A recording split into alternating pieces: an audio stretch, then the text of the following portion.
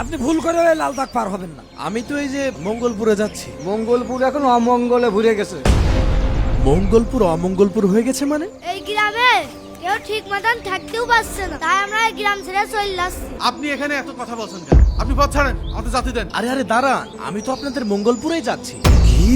আপনি মঙ্গলপুর যাচ্ছেন মানে? আপনি কি জানেন ওই গ্রামের রহস্য? হ্যাঁ, আমি সব জানি। আপনি সবকিছু জানা সত্ত্বেও ওই গ্রামে যেতে চাচ্ছেন? আপনি যাবেন যান, আমরা আর ওই গ্রামে ফিরে যেতে চাচ্ছি না। এই জন্যই তো আমি আপনাদের গ্রামে যাচ্ছি। আপনার মাথা ঠিক আছে? আপনি জানেন ওই গ্রামে আমাদের সাথে কি কি ঘটেছে? আমরা ঘুমাতে পারছি না, আমরা খেতে পারছি না, সব সময় যেন একটা আতঙ্কের মধ্যে থাকি। আর আপনি ওই গ্রামে আমাদের নিয়ে যেতে চাচ্ছেন? একটা কথা শুনে রাখুন, এই পৃথিবীতে আল্লাহর কালাম, আল্লাহর হুকুম ছাড়া কোনো কিছুই হয় না। আপনারা বিশ্বাস করছেন না? এই তো নদীর ওপারের 2 গ্রাম পরে দুর্গা নারায়ণপুর গ্রাম, সেখানে তো আপনাদের থেকে বেশি ভয়াবহ অবস্থা ছিল। আল্লাহর রহমতে এবং আমাদের প্রচেষ্টায় গ্রামটা এখন একদম শান্ত। ভাইস্তে, হুজুরের কথায় ধার আছে। আমার বিশ্বাস হচ্ছে হুজুর সবকিছু ঠিক করে দিতে পারবে। আর তোমার চাষিটাও বাড়ি রয়েছে।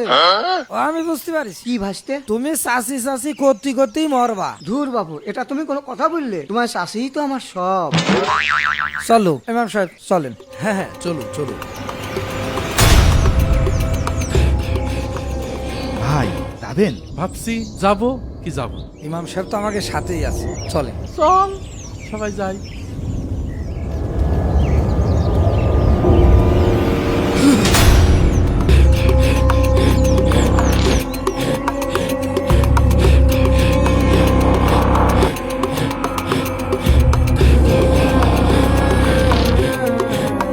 এই ইমাম সাহেবের যে মূর্তি হয়ে গেছে। সত্যি তো মূর্তি হয়ে গেছে। হায়দার, সাদিন, এই পুকুরে তো 1 বালতি পানি নিয়ে এসে ইমাম সাহেবের মাথায় ঢাল।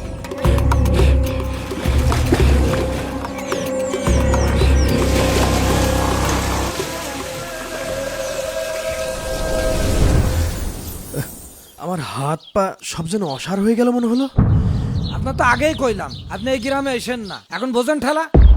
শোনেন, আগুন নিয়ে খেলতে গেলে একটু আগুনের রাত সইতে হয়।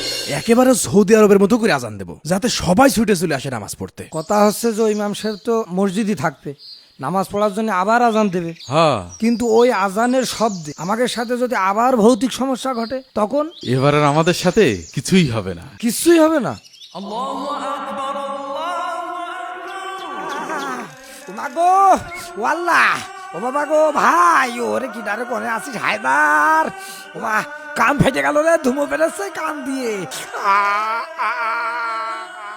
কি ব্যাপার, আজান দিলাম তো একটা লোকও নামাজ পড়তে আসলো না। আপনাকে কিছু হলো না কা? এটা কোনো কাজ ভাই?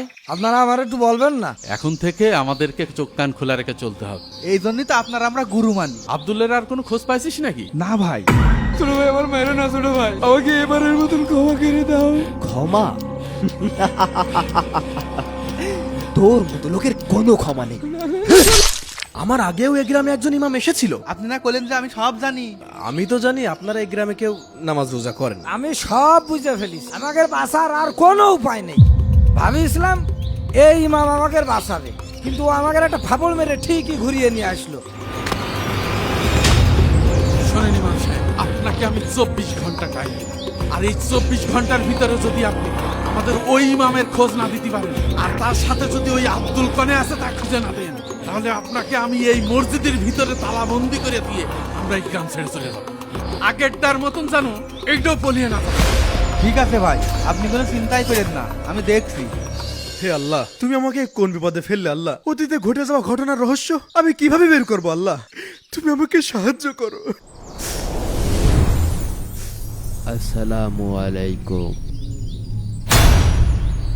হে কি, কে আপনি? ভয় পাবেন না, আমি এই মসজিদের সাবেক ইমাম। আপনি এতদিন কোথায় ছিলেন আর আপনার সাথে কি এমন ঘটেছিল? দয়া করে আমাকে বলুন। জানতে চান আমার সাথে কি হয়েছিল? তাহলে আমার হাতে হাত রেখে চোখ বন্ধ করুন। এই, তোর কি মাথা নষ্ট হয়ে গেছে?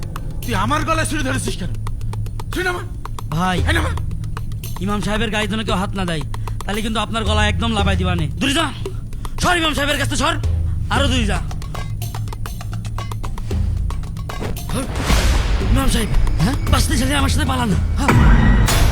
কিন্তু আমি এই ঘটনা গ্রামের লোকদেরকে বিশ্বাস করাবো কিভাবে? এই পাত্রে আল্লাহর 99টি নাম পড়ে ফু দিয়ে বলবেন, হে পাত্র, তুমি যা সত্য জানো তা আমাদের সবাইকে দেখাও, তাহলেই আপনি গ্রামবাসীকে দেখাতে পারবেন।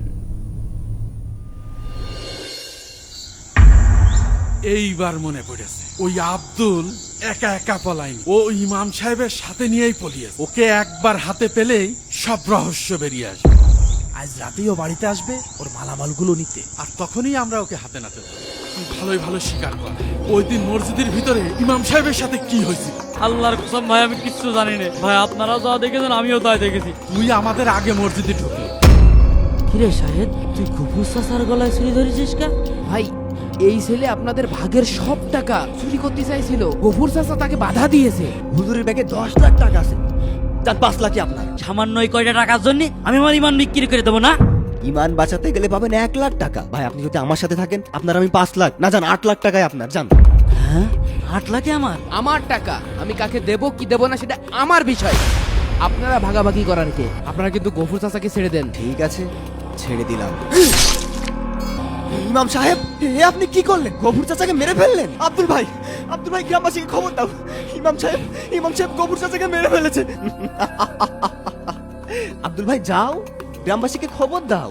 ইমাম সাহেব টাকা না দিয়ে পালিয়ে যাওয়ার সময় গফুর চাচা বাধা দিলে ইমাম সাহেব তাকে নির্মম ভাবে হত্যা করে।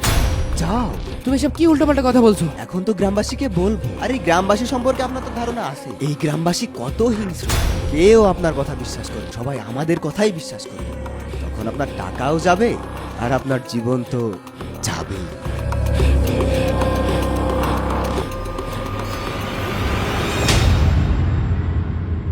ইমাম সাহেব, একথা বললি তো আমি ভেসে যাবো। ও চুপ করে আসিস কেন বল। ভাই বিশ্বাস করেন, আমি কিচ্ছু জানি না। আমি তো আপনাদের মতোই ভূতির ভয়তে বলাচ্ছিলাম। 2টা মাস আমি তোর কুত্তার মতো খুঁজে বেড়াইছি, এখন তুই কোনে পালাবি? হ্যাঁ, পিয়াকে আমার ভাগের টাকাটা দে। ভাই বিশ্বাস করেন ভাই, আমি নিজেই তো কোনো টাকা পাইনি। ব্যাগের ভিতর তো টাকা পয়সা কিছুই নেই। ইমাম সাহেব টাকাগুলো কোথায়? টাকাগুলো তো আমি আনিনি। কি টাকাগুলো আনেননি মানে? টাকাগুলো তো আমি মসজিদের দান বাক্সে রেখে আসছি।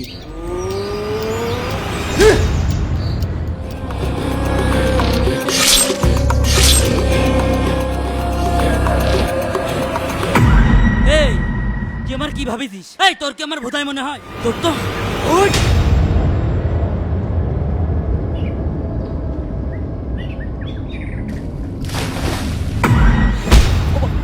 ও ভাই, বল। ও ভাই, আল্লাহর কসম ভাই, আমি কিচ্ছু জানি না। ও